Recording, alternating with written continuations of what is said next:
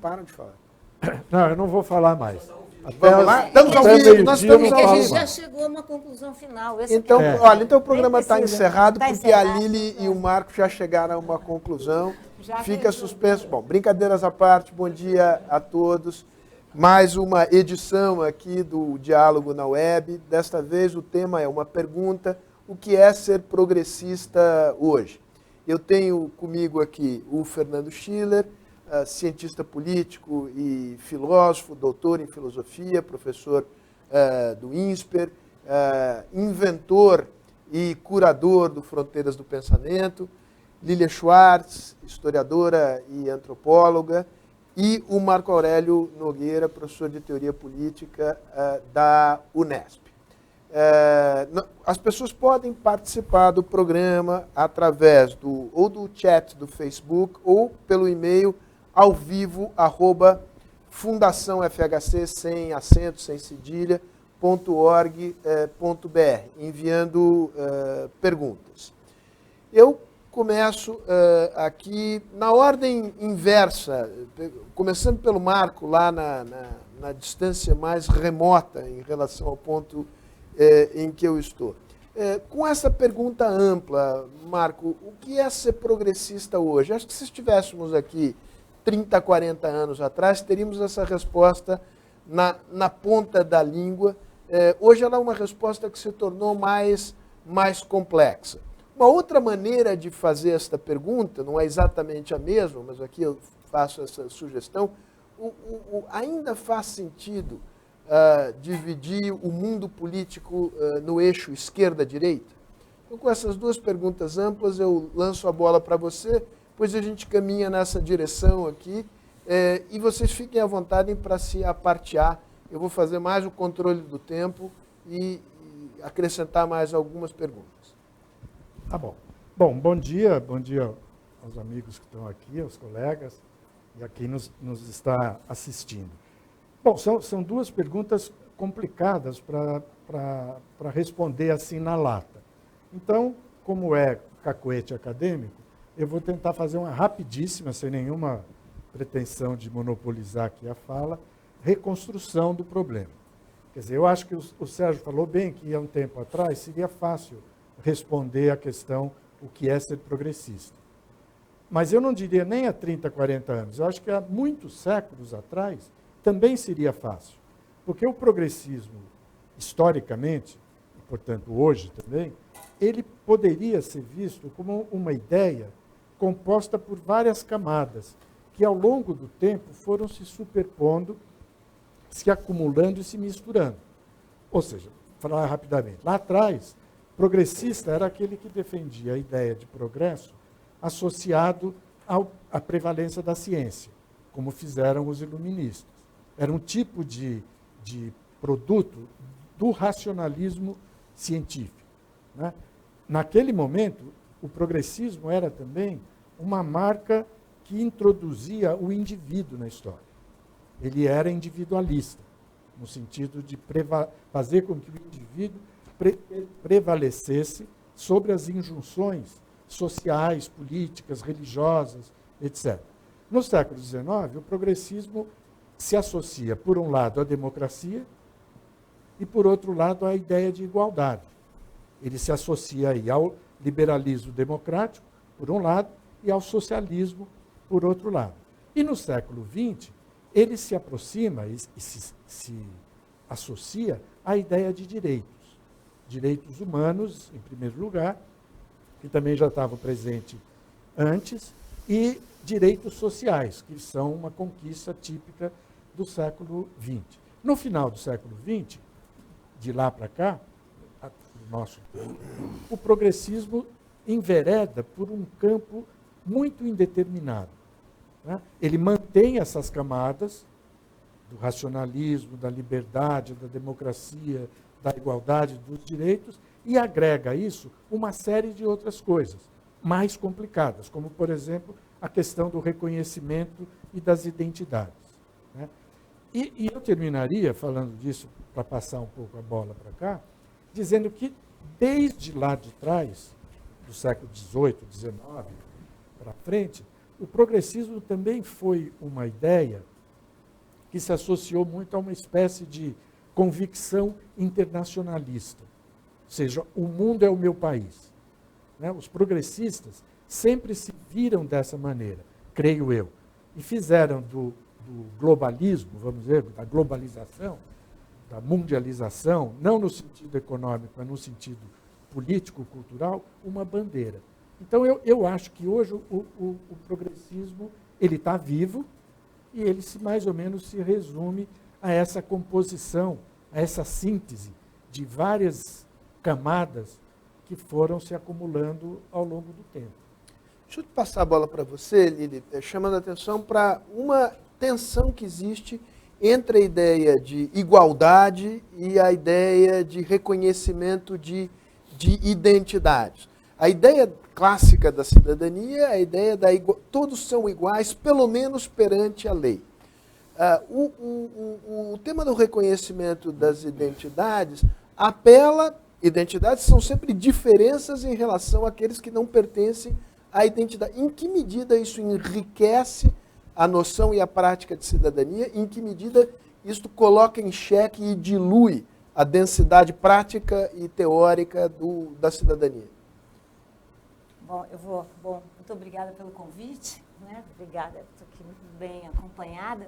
Eu vou só tentar, antes de não responder, dialogar com a sua questão, dialogar também aqui com o Marco, porque eu gostei muito do histórico, mas eu, professora que sou, fui lá procurar as definições, né? Que são muito engraçadas, né? Então, progressista é uma pessoa que defende o progresso social e político, ou seja, estamos aqui só circunscrevendo a palavra, né? O progressista é aquele que é não conservador. O progressista é do campo das esquerdas. O progressista que é a favor do progresso, das transformações políticas e das reformas sociais. O progressista que faz parte de partidos cujos os ideais são progressistas. É um pouco tautológica, né? Um pouco é bondade sua, né? Todas as definições são... e a que não é tautológica é que diz... Progressista é aquele que pertencia ao partido do Diogo Antônio Feijó, o que eu achei muito bom também. Então, enfim, o que nós sabemos, e acho que Marco já falou muito bem, gostei muito da definição do progressismo por camadas, né, que são doutrinas filosóficas, éticas, econômicas, políticas, culturais, que vão se transformando no decorrer do tempo. As transformações que Marcos já descreveu tão bem, eu acrescentaria duas, e aí eu me encaminho para a sua pergunta. Uma é a versão do século XIX, né, que transformou progresso e civilização nas duas grandes palavras-chave, né? Não à toa, Euclides da Cunha, no começo do século XX, em Os Sertões, diz estamos condenados ao progresso. Né? Então, na perspectiva evolutiva do século XIX, o progresso acabou sendo uma benesse do Ocidente, né? De um Ocidente branco, de um Ocidente que sabia, e eu estou aqui me referindo à visão etapista, né, do século XIX. E também acrescentaria, Marco tem toda a razão na ideia de como é que se vinculou a ideia de progressismo, não tanto de progresso, mas o conceito de progressismo, a noção de lutas por direitos, né? Mas dentre os direitos que Marco já chamou a atenção, para não me repetir, eu destacaria justamente a luta por direitos civis, né? Na minha opinião, não há maneira de chegar a gente sabe que democracia é processo incompleto, essa é a definição, né? Democracia sempre foi jogar com as diferenças, né? Não jogar com o que é igual, e também não há uma forma evolutiva de você chegar a um cardápio dos direitos. Nós sabemos que o Brasil talvez entrou bem, né? Para não dizer cedo, para não ser o mesmo evolucionista, num cardápio de direitos sociais e demorou para entrar num cardápio dos direitos civis. E quer me parecer, já chegando na sua pergunta, que na nossa contemporaneidade, a questão do progressismo estar vinculada a essa agenda dos direitos civis é quase um senso comum. Eu me refiro aqui aos movimentos, que eu estou chamando de direitos civis, exatamente na linha da sua pergunta, os direitos, a diferença na universalidade ou da universalidade na diferença. Então, aos movimentos feministas, aos movimentos LGBTS, aos movimentos ambientalistas e aos movimentos de luta por direitos raciais. Então, me parece que se a cidadania é também um projeto inconcluso, que a introdução dessa questão das identidades, que são projetos não individuais, mas são projetos que partem, né, é, na verdade, uma forma de nós de pressionar, pressionar no sentido de construirmos um projeto democrático mais forte e um projeto democrático mais plural, mais inclusivo e mais variado, né?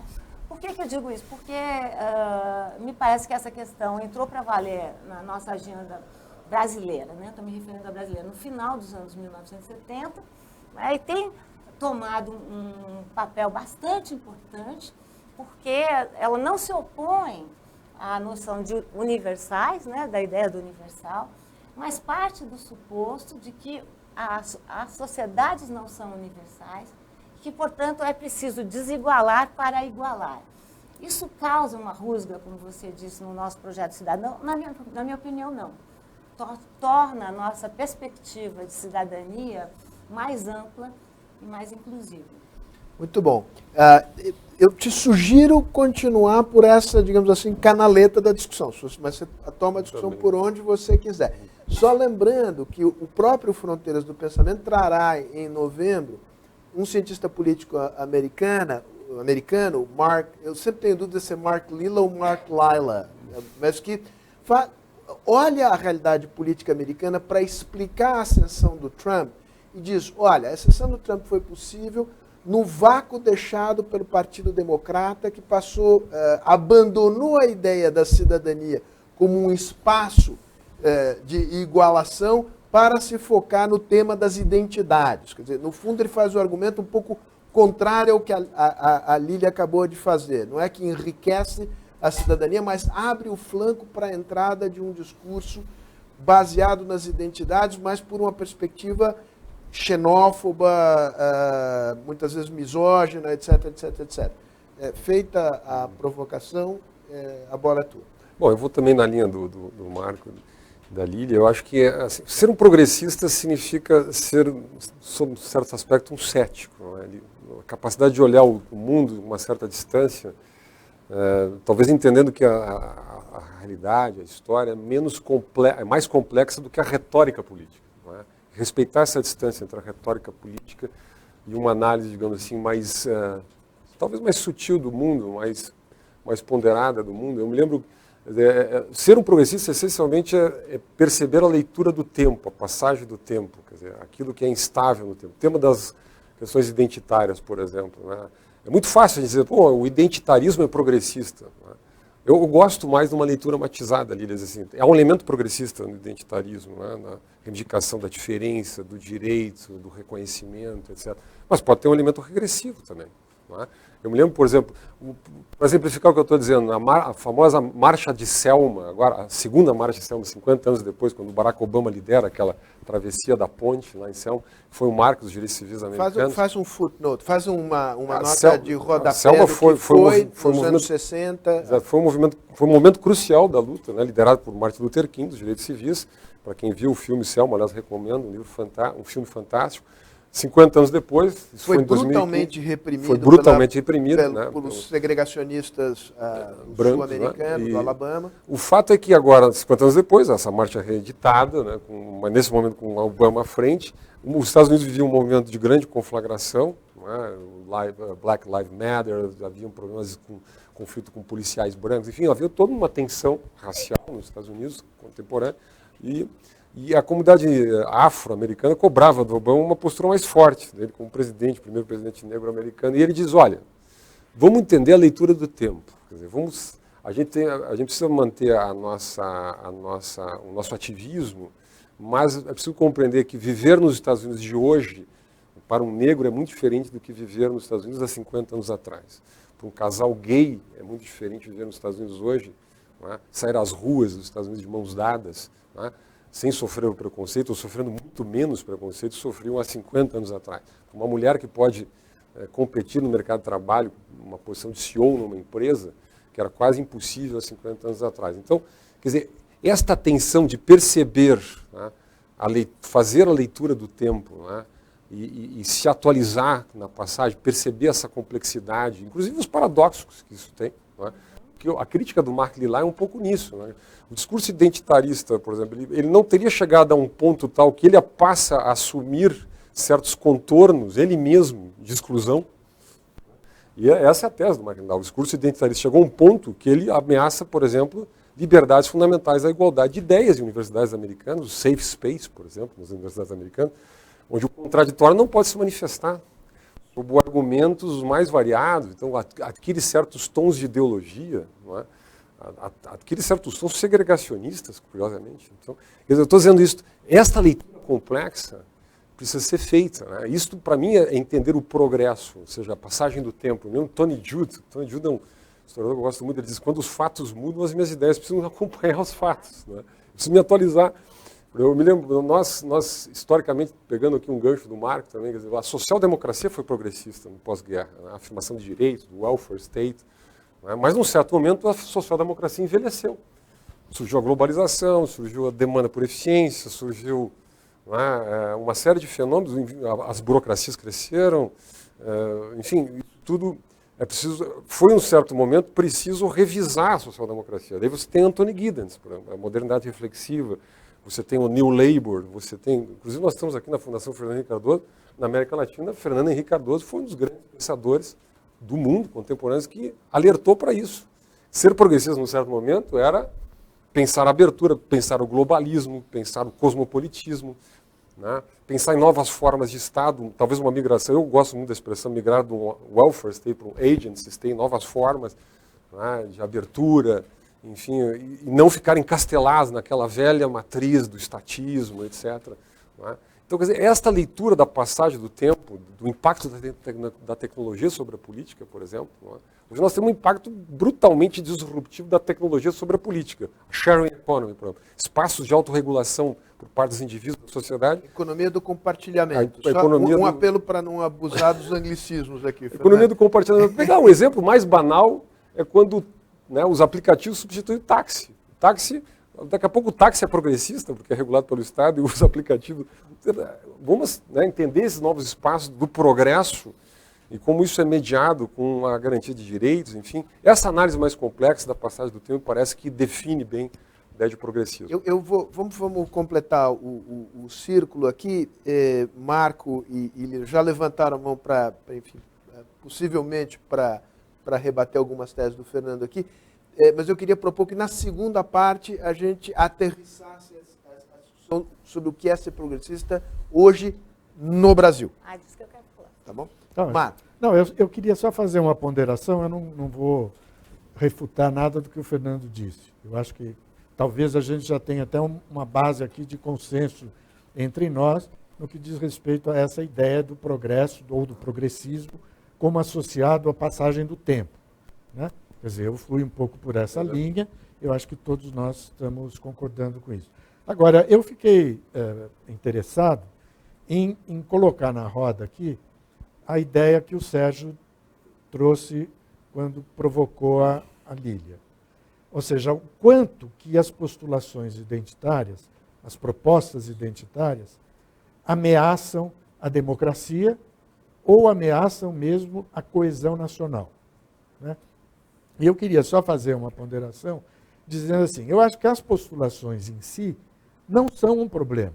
Talvez elas sejam uma vantagem, porque elas permitem que vá para a esfera pública um conjunto muito grande de elementos que tem a ver com a vida real de pessoas de carne e osso, né? O problema aparece, no meu modo de entender, quando essas postulações não encontram uma tradução política adequada.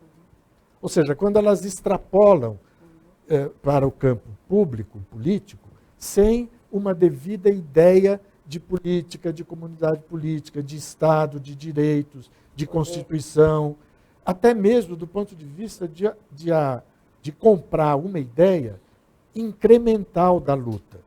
Porque não há nenhuma luta que possa ser vitoriosa de um dia para o outro. Toda luta social, ou luta por direitos, ou luta por identidade, o que seja, precisa da passagem do tempo. Ela se acumula. E se você não acerta direito o tom dessa luta, você pode provocar muito mais atrito do que seria necessário, do que seria adequado, do que seria conveniente. E, nessa medida, você atrita a democracia e abre espaço para figuras como o Trump, foi citado aqui, eu poderia citar o Bolsonaro no Brasil, que faz uma campanha muito em cima daquilo que se poderia dizer, sei lá, uma má tradução das postulações identitárias, que ele força para poder usar, por exemplo, atacando os excessos do politicamente correto, que é uma má tradução, no meu modo de entender, das postulações identitárias. Ou seja, quando você leva a sua questão identitária para uma questão de estabelecimento de vetos a outros grupos, a outras comunidades políticas que também têm as suas identidades. Então, essa seria a ponderação. Eu já toquei um pouco no Bolsonaro, indo na direção do que o Sérgio falou, mas acho que precisaríamos discutir mais essa questão olhando para o Brasil. Eu só peço para que, digamos, a nossa discussão ela não se concentre nesta figura política, porque não é esse o propósito, sem nenhum problema de haver menção a quem quer que seja. Eu posso? Não, eu ia fazer uma observação rápida mas depois eu faço. Fala que depois eu faço. Como você quiser, Júlio. Depois eu faço. Não, eu queria dizer que a minha reflexão é sobre o Brasil, não é sobre Estados Unidos. Por isso que eu chamei a atenção a minha primeira reflexão já. Né? Enfim, há um descompasso aí na linguagem dos direitos se nós compararmos Brasil e Estados Unidos. Vou chegar aqui. Na minha opinião, há. Né? Porque, primeiro, é a questão da identidade. Eu acho que identidades são construções sociais. Né? São construções sociais relacionais, elas nunca se estabelecem no absoluto. Né? Nesse sentido, elas são alterativas. Né? Eu me construo em oposição a, que é exatamente esse discurso, e são respostas políticas e situacionais.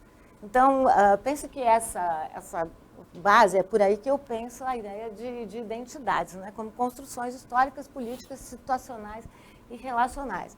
Eu acho que o que aconteceu no Brasil durante muito tempo é que essa liberdade do ir e vir de uma pessoa gay na rua, essa liberdade que dos negros competirem nos locais de trabalho, é um fenômeno muito recente. E é um fenômeno que, na minha opinião, resulta de uma atitude política que é a implementação de cotas e de afirmação positiva. Eu digo que é uma atitude política porque é uma atitude que visa, numa situação de uma geração, 2 gerações, que é o que já acontece nos Estados Unidos, alterar o cenário nacional. Isso demora. E por isso que eu defendo também que políticas de ação afirmativa são políticas transitórias, não são políticas que se instalam para sempre. Mas eu parto do suposto de que o Brasil, vamos falar dele, no que se refere à questão racial, foi o último país a abolir a escravidão. Tivemos escravizados e escravizadas no país inteiro, né? Enfim, recebemos, do total de 12 milhões de africanos e africanas que deixaram o seu continente, recebemos em torno de 4,7 ou 4,8 milhões, ou seja, o Brasil tem um papel central nessa questão. E durante muito tempo, falar desse tema era uma não questão. Eu lembro da pesquisa que fizemos na USP em 88, no centenário, que perguntamos aos brasileiros se eles tinham preconceito, né? 96% disseram não, e quando perguntávamos se conheciam alguém que tinha, 99% disseram que sim. E eu sempre digo que o brasileiro se sente uma ilha de democracia racial cercado de racistas por todos os lados. Isso mudou. Quando nós começamos, eu sou da USP, a USP foi a última universidade, né, a maior da América Latina, em termos numéricos, não estou falando, e foi a última a adotar o sistema de cotas. Eu penso que o sistema de cotas resolve? Não. Eu penso que traz barulho e produz outro tipo de polaridade política, vocês dois estão cobertos de razão. Mas eu penso também que o processo democrático é um processo a democracia é um processo de luta, né, e que nós estamos vivenciando esse momento. E após uma geração, é pouco, hein, de negros entrarem na universidade, eles estão conquistando outros locais. Mesmo assim, se nós pegarmos os dados do último Atlas da Violência, se pegarmos os dados da pesquisa do Walk Free, né, o Brasil tem o 20º lugar né, no que se refere à escravidão moderna. Né?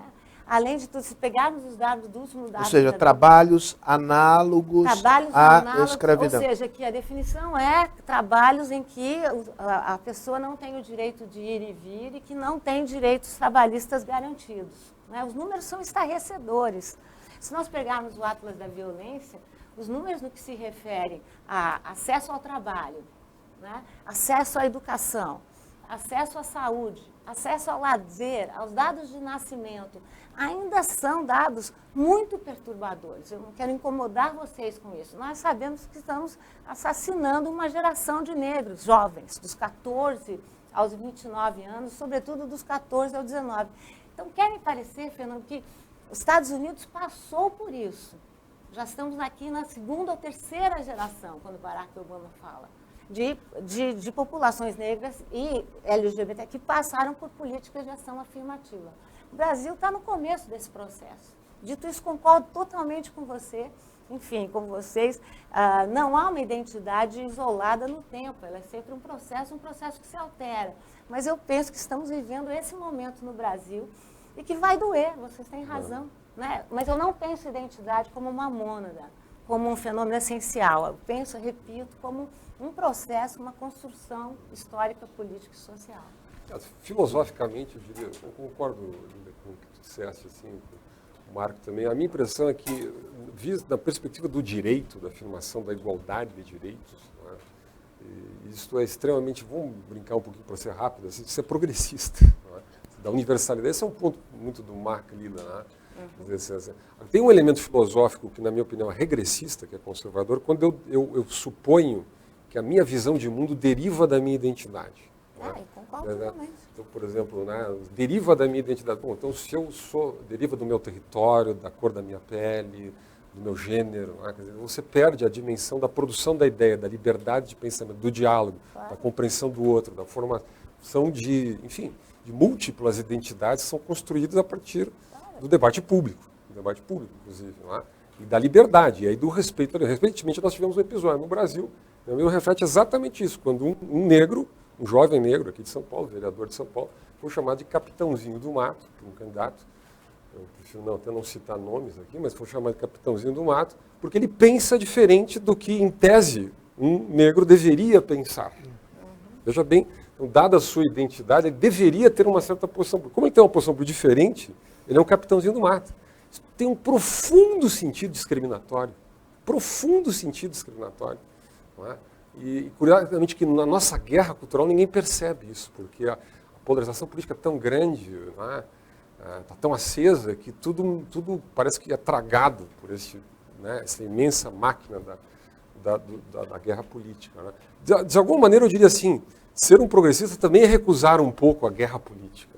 É apostar no diálogo, apostar na compreensão. Por isso eu tenho sido assim, um defensor assim, da que eu chamo cultura da primeira emenda americana. Né? Ou seja, respeitar o direito à fala, mesmo que seja uma fala profundamente irritante, com a qual eu quase não posso concordar, mas eu preciso escutar essa fala. Não é? Preciso escutar essa fala.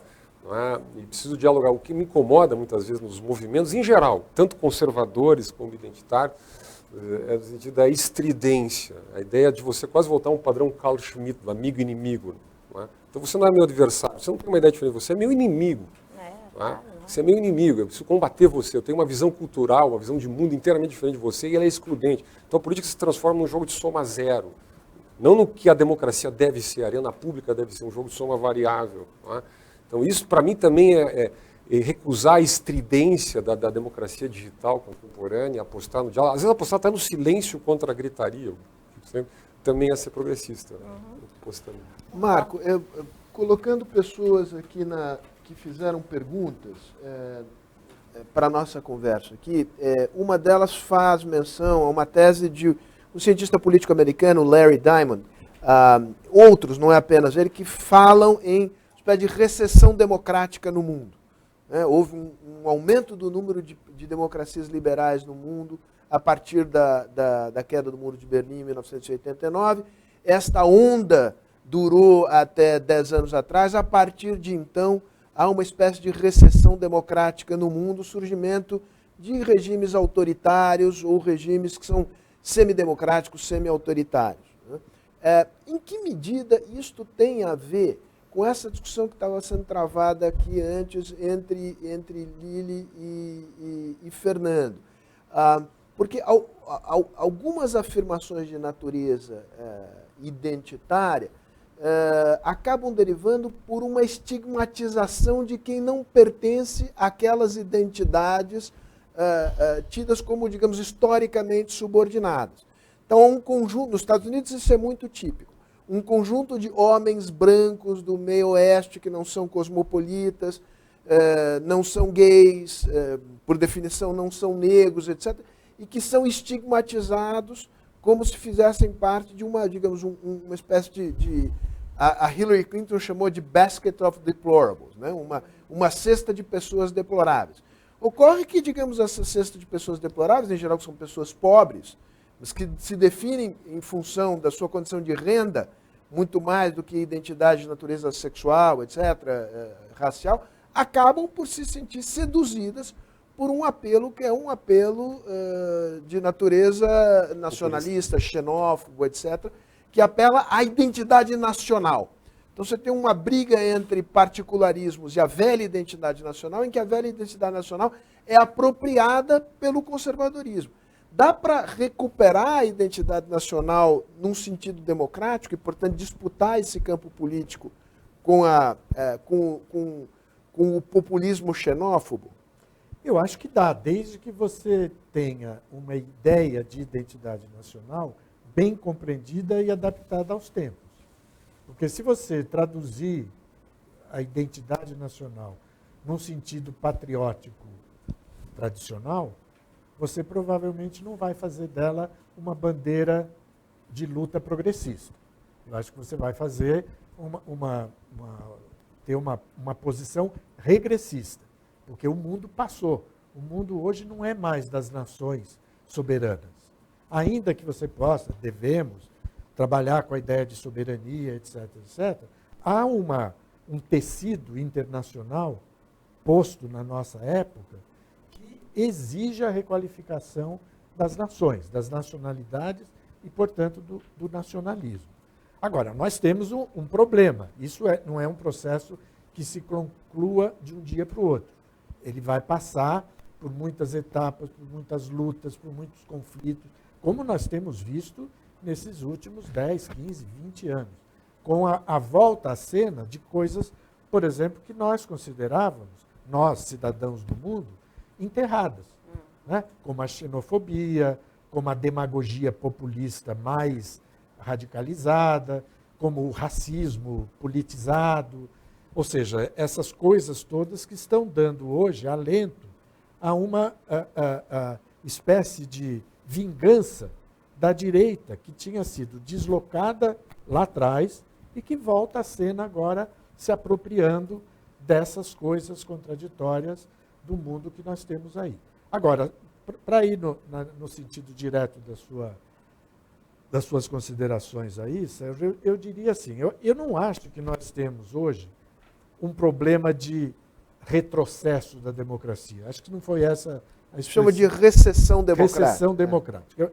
Eu acho que a recessão democrática ela é uma espécie de subproduto de um problema que nós temos com o modo como as comunidades humanas têm lidado com a política. Eu acho que o problema da democracia é um problema da política. Ou seja, a recessão que eventualmente a gente possa constatar não é um defeito da democracia, é um defeito do modo como a política está sendo praticada no mundo. E ela está sendo praticada de um modo imperfeito, não só por culpa dos políticos e dos seus partidos, etc., mas por culpa dessa metamorfose que está sacudindo as estruturas da vida e está forçando a humanidade a caminhar no sentido de uma renovação dos modos de pensar, de agir, de sentir, de estudar, de se relacionar, etc., etc., que é um modo implacável. Né? Quer dizer, então, esse tipo de metamorfose, estou forçando essa expressão, é que está desestruturando a política. E pela desestruturação da política, ou seja, da atividade de contemplar o bem comum, de lutar pelo poder de uma maneira civilizada, etc., etc., nós estamos dinamitando, é uma expressão forçada, exagerada, estamos complicando a reprodução da democracia, por um lado, e, ao mesmo tempo, voltamos ao tema das identidades, fazendo com que as identidades, que são um elemento precioso na vida civilizada, enveredem por uma trilha atrapalhada, porque falta política na história. A política identitária e a política democrática não se complementam, porque a política, com P maiúsculo, está imperfeitamente posicionada no mundo. Esse teu comentário me fez lembrar um tema, o tema, digamos, da autonomia da nação frente ao sistema internacional, que era um tema muito caro ao progressismo dos anos 50, dos anos 60, dos anos 70. Na sua versão de esquerda, era a luta contra o imperialismo. Sem dúvida. É uma característica de parte da esquerda ainda hoje, digamos, a incompreensão de que a afirmação nacional não se pode dar nos mesmos termos em que se deu no passado. Então, a parte da esquerda que, de fato, deixou, a meu juízo, de ser progressista em mais de um sentido. Isso é um deles. Não, e, além do mais, por essa trilha, essa parte da esquerda repôs no centro da vida a figura do Estado, que é uma coisa que incomoda hoje quando você pensa no mundo do jeito que está. Exato. Retomando esse tema da nação, Lili, nação e raça, quer dizer, as construções da identidade brasileira. Você tem toda a razão quando você diz, bom, a construção da identidade nacional sob a premissa falsa da democracia racial precisa ser, digamos, desconstruída. Por outro lado, me dá a sensação muitas vezes que na desconstrução do mito da democracia racial se constrói uma espécie de outro mito aqui. A ideia de que no Brasil se reproduziu a mesma realidade que ocorreu nos Estados Unidos, em que o nível de miscigenação, de demarcação racial entre quem é branco e não é branco, é muito mais nítido do que é no caso brasileiro. Né? Então, a adoção de cotas no Brasil, a meu juízo, eu confesso aqui que a minha cabeça balança muito em relação a esse tema. Ela, de alguma maneira, ela tensiona ou colide com a ideia de que todos são iguais perante a lei, com a questão adicional de que é muito difícil você definir quem é negro e quem não é negro. Porque tem uma... Não é difícil, não. Chama um policial ou chama um porteiro de prédio que eles sabem dizer exatamente quem é e quem não é. Não se preocupa. Pois é, mas olha, veja, isto cria um sentimento... não é um argumento retórico bom, mas não é assim que os processos se dão. Você cria em parte da sociedade que também é pobre, que também estudou na escola pública, que também enfrentou desvantagens na vida enorme, e que por uma razão ou por outra não se enquadram naquela categoria racial cujos contornos são muito fluidos, né? E no Brasil há muito preconceito racial. Não existe ódio racial como existiu nos Estados Unidos e como existe nos Estados Unidos. Então, eu acho que quando essa discussão identitária perde essas nuances, francamente, eu acho que abre espaço para uma retórica do tipo, vocês estão criando uma divisão entre brasileiros. E aí, digamos, o apelo patriótico da unidade nacional, no sentido mais conservador, encontra ressonância. Mas encontra ressonância não só pelos seus defeitos, mas também por um certo tipo de retórica e prática identitária que propicia essa reação conservadora. 4 horas, né? O Fernando vai ficar chateado. Não, rápido, e depois o Fernando. Bom, a questão eu trabalho com a noção do mito da democracia racial. Eu acabei de escrever um artigo sobre isso, numa outra direção do que você atribui a mim, né? Eu penso que eu trabalho com a noção de mito muito mais numa perspectiva estrutural, levi-straussiana, e dizer que os mitos se mantêm vivos e trabalham em espiral porque eles falam de contradições fundamentais da nossa sociedade. Então, não me parece que se trata de desconstruir o mito no sentido de acabar com ele. Eu não penso em mito como mentira. Ao contrário, eu acho que o que o mito mais faz é falar.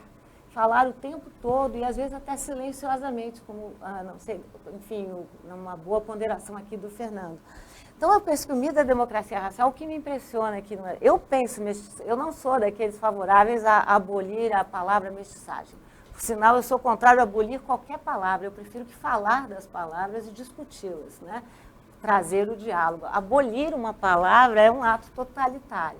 Então, eu penso que a questão para a gente pensar na mestiçagem é porque mestiçagem é sim mistura, mas mestiçagem é também separação.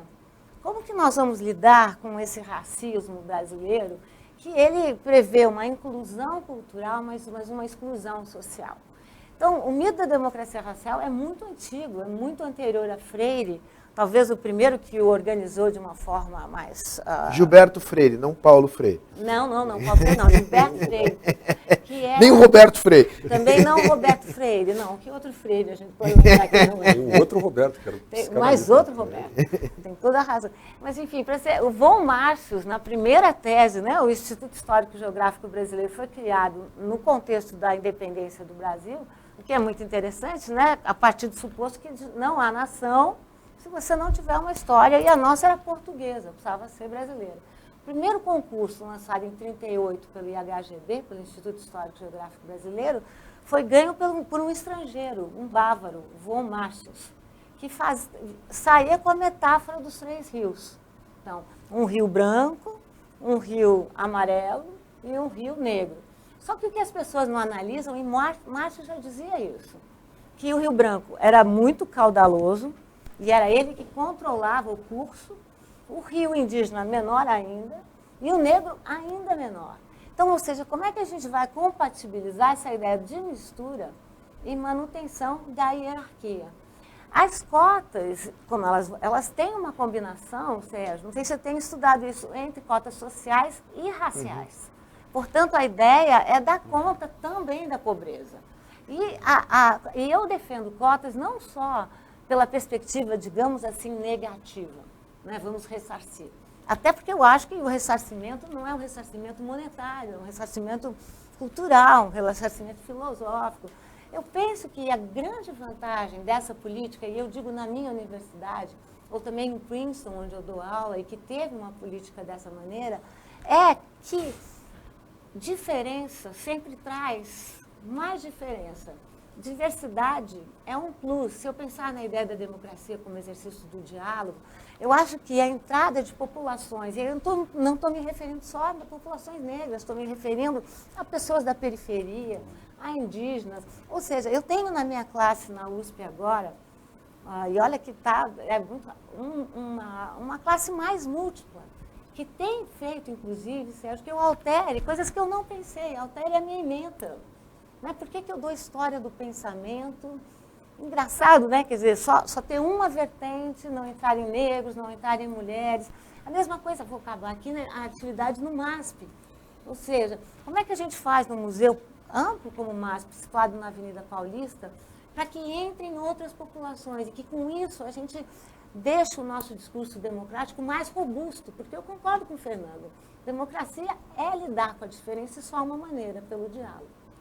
Eu vou te passar a bola, fazer aqui uma espécie de uma observação e uma espécie de, não é meia-culpa, mas nós discutimos temas relativos à identidade, não passamos sobre o tema clássico, um dos temas clássicos, você mencionou no início, que é o tema da desigualdade e da desigualdade social, né?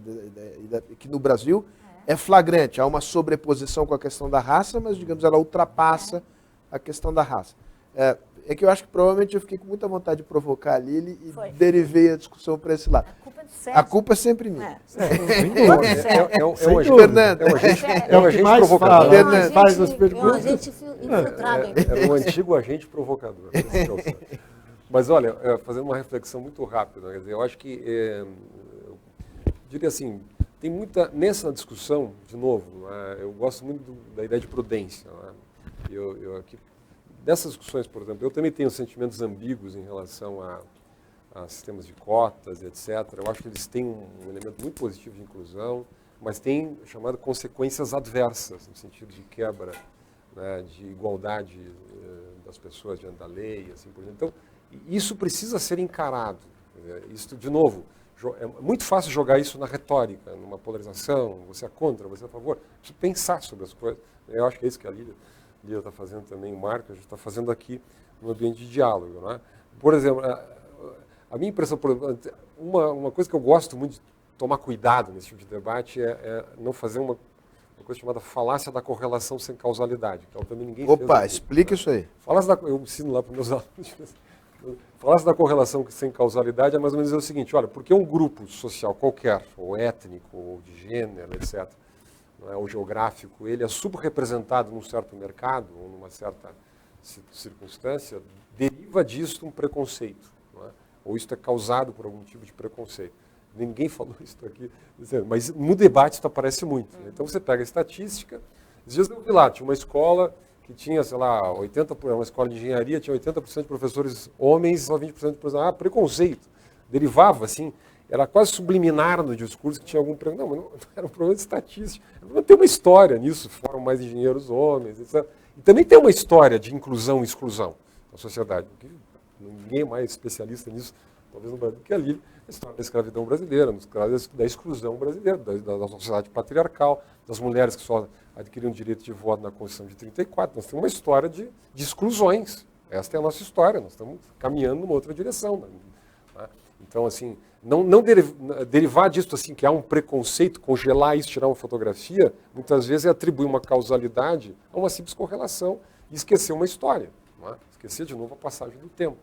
Por exemplo, na minha visão, em termos de pensar Brasil, e até aproveitando que nós estamos no debate eleitoral agora, no pré-debate eleitoral, uma das maiores fontes de exclusão, de fato, né, é o tema do apartheid na educação fundamental no Brasil. Eu tenho tocado muito nesse ponto. Né? Quando eu visito redes privadas de ensino, eu vejo classe média majoritariamente branca.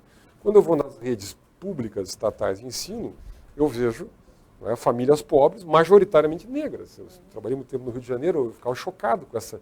eu brincava, é uma África do Sul antes do fim do apartheid, que está no Brasil aí. Né? E eu passei, depois que eu vi a experiência do ProUni, eu dirigi uma faculdade na época, quando o ProUni ganhou escala, eu comecei a ver a pluralidade. Jovens negros, jovens da periferia, ganhando uma bolsa do Estado, passando a estudar numa escola. Eu era professor na época do IBMEC, diretor do IBMEC, eu via essa pluralidade de tipos sociais, né, de cidadãos, passando a frequentar. E eu passei a ser um grande admirador desses sistemas de voucher, né, que é o sistema do ProUni, onde o Estado dá uma bolsa e mistura, né, mistura literalmente, ou seja, reúne. Por que nós temos uma escola para rico branco e uma escola para pobres, majoritariamente ou em grande medida negros no Brasil? Por que a gente sustenta isso no Brasil?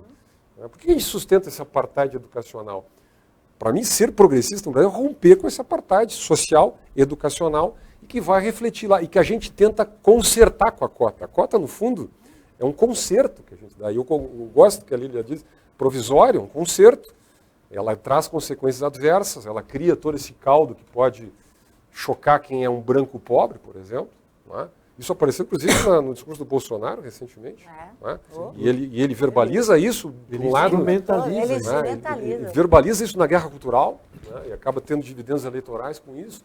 Dizer, mas por que a gente não vai lá no fundamento e diz, vamos ter uma escola igual para todo mundo? O Estado vai lá e dá uma bolsa, você escolhe estudar, vai escolher estudar, como família de classe média que tem dinheiro para fazer, faz. Eu acho um cínico o discurso da nossa classe média acadêmica. Não estou falando de ninguém... Na nossa classe média acadêmica, é branca, tem dinheiro, jamais abriria a mão de escolher onde pôr o seu filho para estudar. Jamais abriria a mão. Só que nega literalmente esse direito aos mais pobres. Não, o mais pobre tem que ir à escola estatal, não tem que escolher. Isso é um tema muito curioso que remete a uma discussão mais geral. Essa é uma noção bastante cara ao liberalismo. A ideia de que a decisão de... Liberalismo lato sensu. Lato sensu, não liberalismo econômico. A ideia de que cabe ao indivíduo... deve-se dar ao indivíduo a liberdade de escolher. E que, portanto, neste caso, o sistema de vouchers educacionais é um indivíduo que escolhe entre uma oferta de escolas públicas e privadas. Né? A tradição do progressismo está muito mais ligada à oferta de bens públicos pelo Estado. Né? Quer dizer, o progressismo brasileiro sempre ligou o progressismo ao Estado e o não progressismo ao mercado. Isso chegou no seu... O progressismo hoje deve incorporar essa noção, digamos, Só uma frase. do liberalismo, dos indivíduos, da autonomia individual como elementos centrais do pensamento progressista, Marco? Olha, eu acho que não há dúvida que deve. Até porque a vida material, a estrutura da sociedade está exigindo isso. Porque há, de fato, entre nós, uma liberação das energias individuais. Não precisa ser liberal para reconhecer isso. Não é uma vitória do liberalismo. É uma vitória da vida moderna, digamos assim. Né? Então, na medida em que os indivíduos estão mais soltos no espaço, eu acho que a não inclusão na agenda democrática, na agenda progressista, dos temas individuais, a escolha, o desejo, os direitos, etc., eu acho que é um erro, né? É uma limitação. Então, eu acho que tem que incluir. E, junto com isso, virar o mercado. É inevitável que o mercado venha. Até porque, falando aqui entre nós e com os ouvintes... Não há nada entre nós que o mundo não saiba, Marco. Nós e o mundo. Testemunhas aqui. Ó. O mercado existe. O mercado existe, ele não deixará de existir. E a questão que está posta há bastante tempo, que eu acho que continuará sendo posta no futuro, é a questão da moderação do mercado, da regulação, vamos dizer assim. Né? Que no passado imaginava-se que o mercado somente poderia ser regulado por um Estado intervencionista forte. Eu acho que hoje já não se pensa mais, ou não se deveria mais pensar assim. O Estado pode ter, deve ter, uma função reguladora, mas a sociedade também tem. O mercado também é capaz, pela via, por exemplo, da responsabilidade empresarial, condições de se autorregular. Né? Quer dizer, eu acho que existem muitos mecanismos numa sociedade reflexiva como é a nossa, onde há muita troca de ideias, muita comunicação, muita interação, de exercer mecanismos de controle, de inventar mecanismos de controle sobre o mercado. Por exemplo, a lei dos direitos do consumidor é uma estratégia de regulação do mercado. Se ela funciona ou não funciona é uma outra questão, mas ela foi idealizada com esse sinal, com esse endereço. Né? Assim como outras coisas. Por exemplo, o consumo, tem um nome hoje, o consumo sustentável, não é o consumo sustentável, é a minimização do consumo, quer dizer, você não consumir mais do que você necessita. Né? Que muitos jovens, por exemplo, os meus filhos, por exemplo, praticam isso. Eles se recusam a comprar certas coisas exclusivamente motivados pela moda, pela propaganda, etc, etc.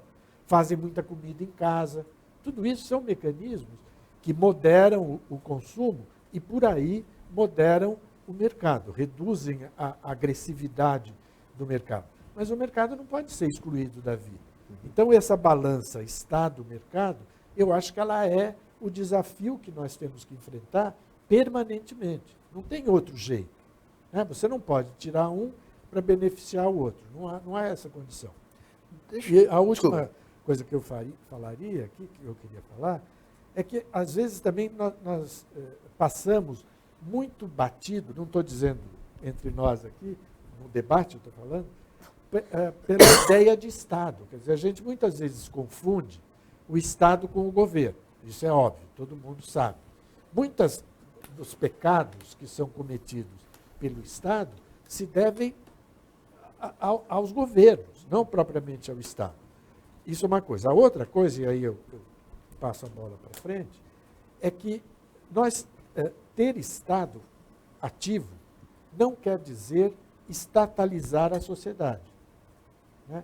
Ou estatalizar o que quer que seja. O Estado é um agente, ele não é dono de um território, dono de uma população, dono de uma cultura. Não, ele é um agente. E como agente, ele faz parte de um jogo. Quando um governo, por exemplo, usa o Estado para estatalizar os sindicatos, ele não é o Estado em ação, é aquele governo valendo-se de um agente para enfiar a sociedade, ou uma corporação, ou algumas corporações, numa camisa de força estabelecida por lei ou por determinados acordos desse tipo. Então, eu acho que a gente precisa também separar, e talvez para manter viva aquilo que nos trouxe aqui, essa visão mais laica, democrática e relativa do Estado é uma marca do progressismo em torno do qual a gente deve se bater hoje em dia. Nós estamos chegando aqui ao final. Deixa eu incorporar duas perguntas ou preocupações que apareceram aqui. Uma delas diz respeito, justamente, você falou, o Estado não é dono, e há uma pessoa que faz uma referência aqui ao clássico livro do Raimundo Faoro, Os Donos do Poder.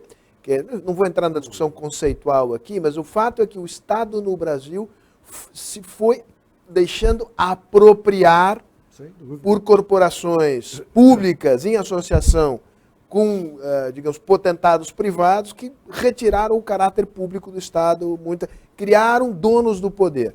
Né?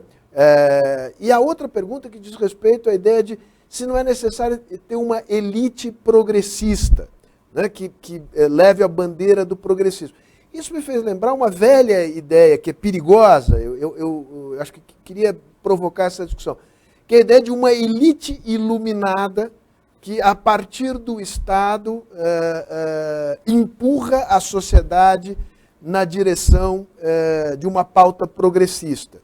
Quer dizer, esse mesmo tema da elite progressista, qual é o papel das elites progressistas no jogo democrático brasileiro atual? Né? E quais são os limites deste papel? Bom, quem for da elite que fale.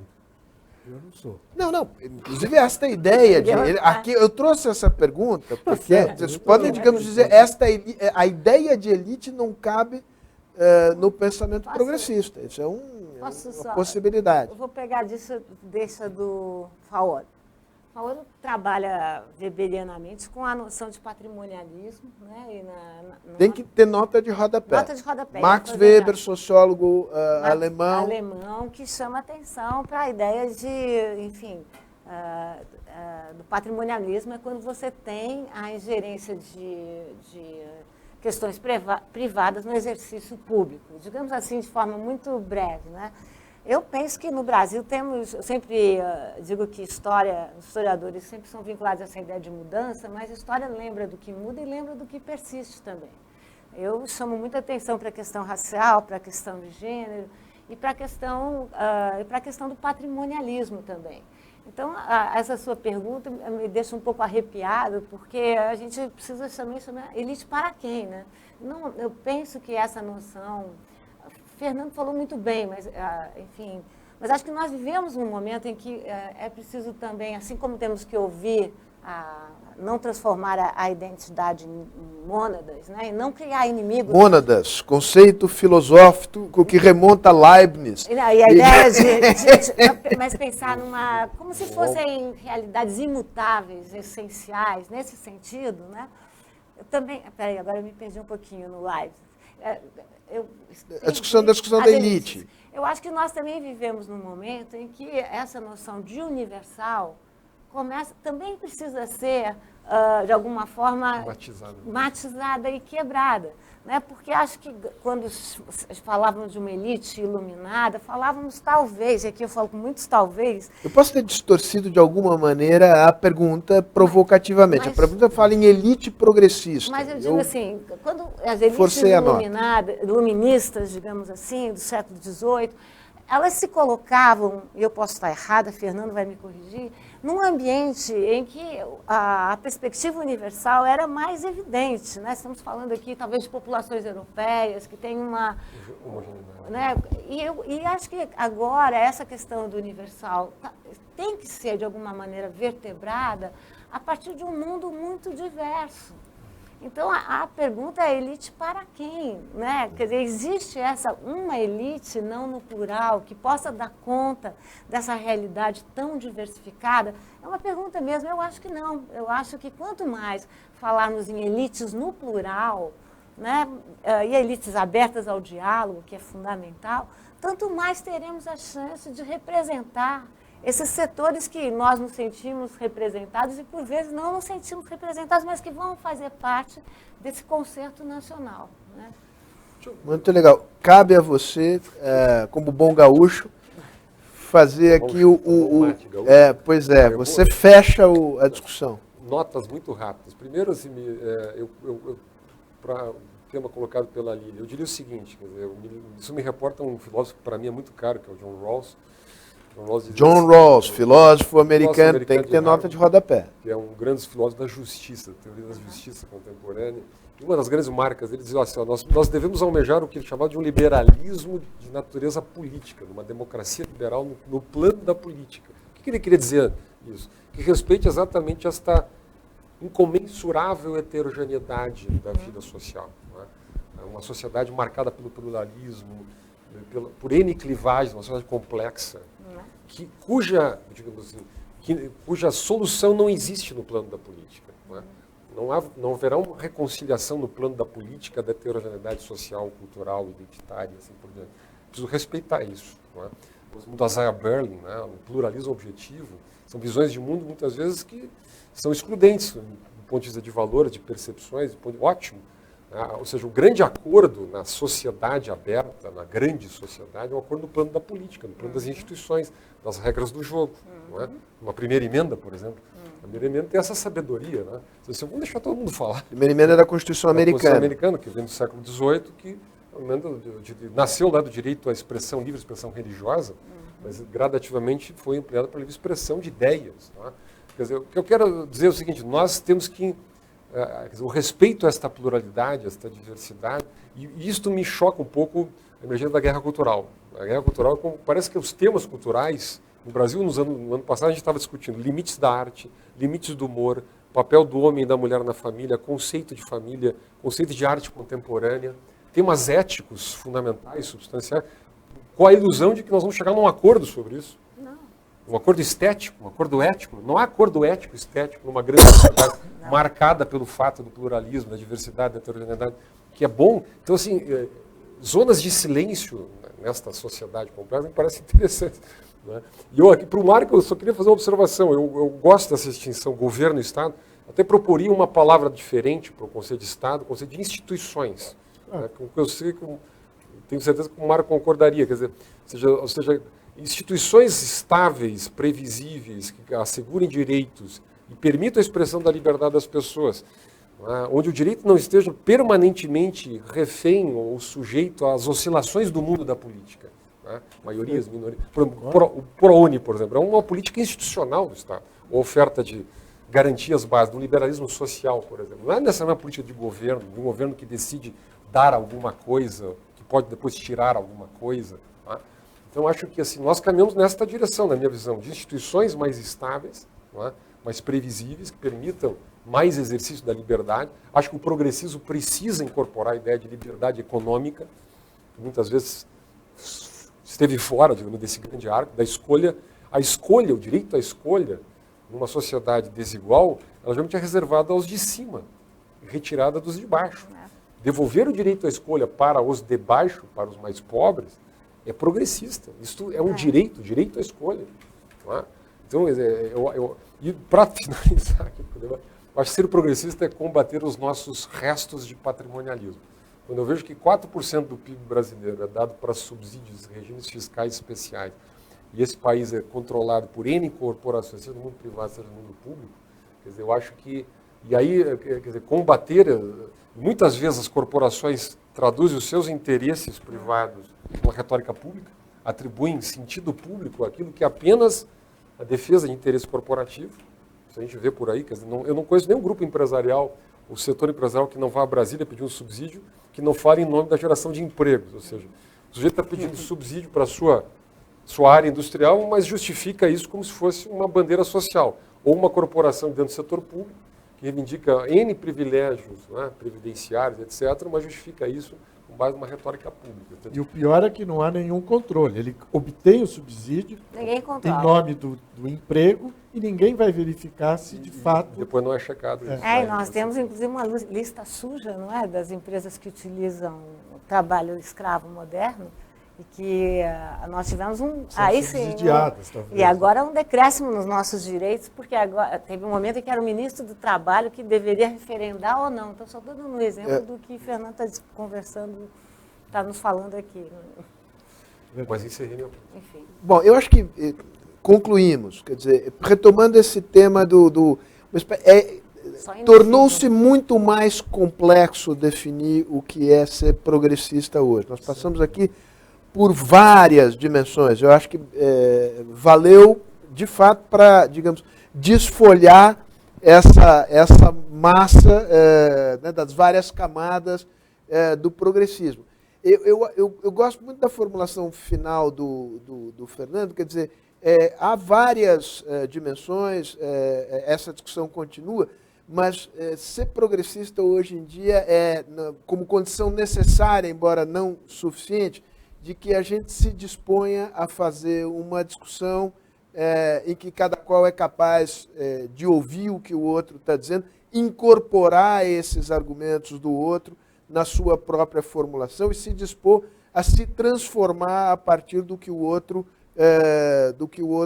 apresenta. E o que a gente tentou fazer aqui foi isso, nessa pouco mais de 1 hora de debate. Eu queria agradecer a todo mundo que ficou assistindo e especialmente aos 3 valorosos participantes desse debate e, enfim, até a próxima.